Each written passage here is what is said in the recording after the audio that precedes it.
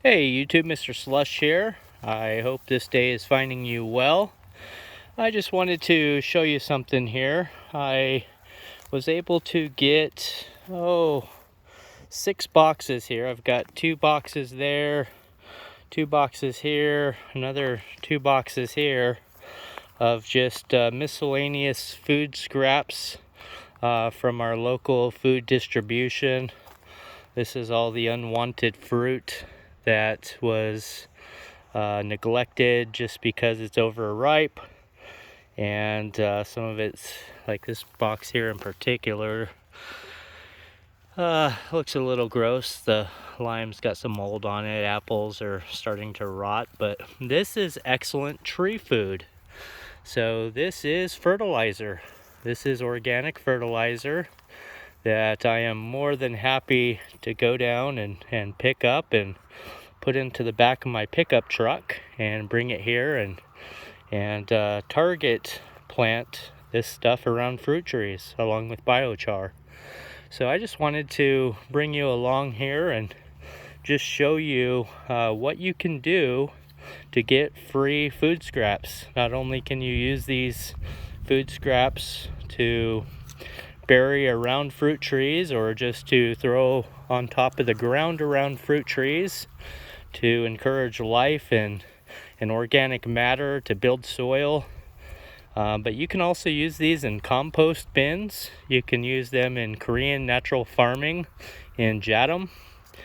There's just a plethora of uses that you can use food scraps for.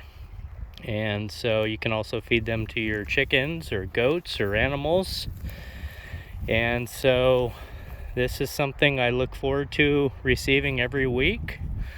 And it's, once you start target burying this, that's what I do is I go around with my little hoary and bucket full of biochar, and I start burying it around fruit trees.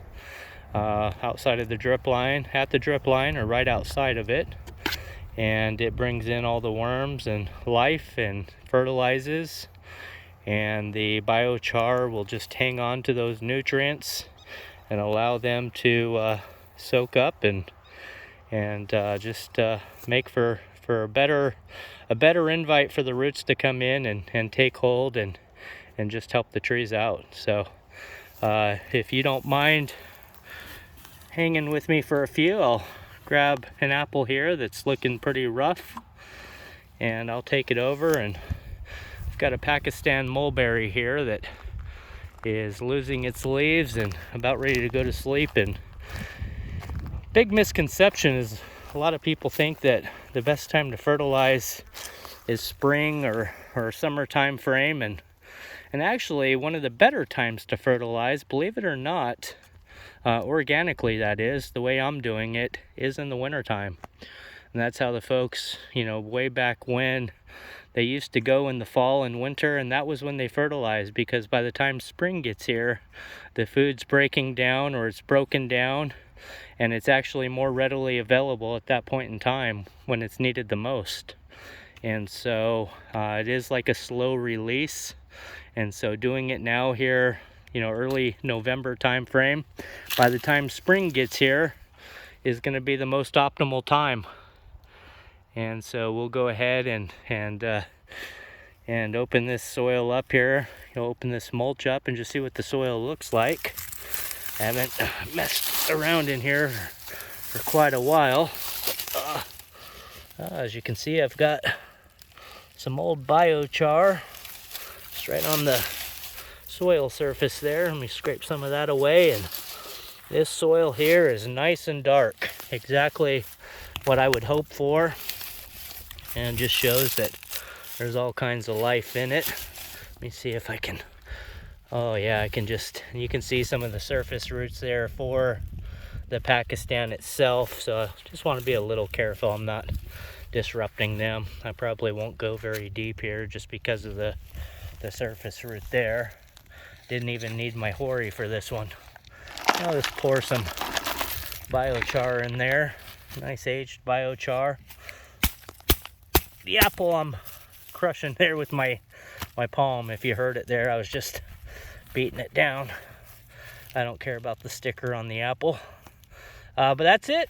I just threw some biochar below it and the apple on top. That way when the apple breaks down, it'll break down right on top of the biochar. And we're right at the drip line, a little bit inside of the drip line.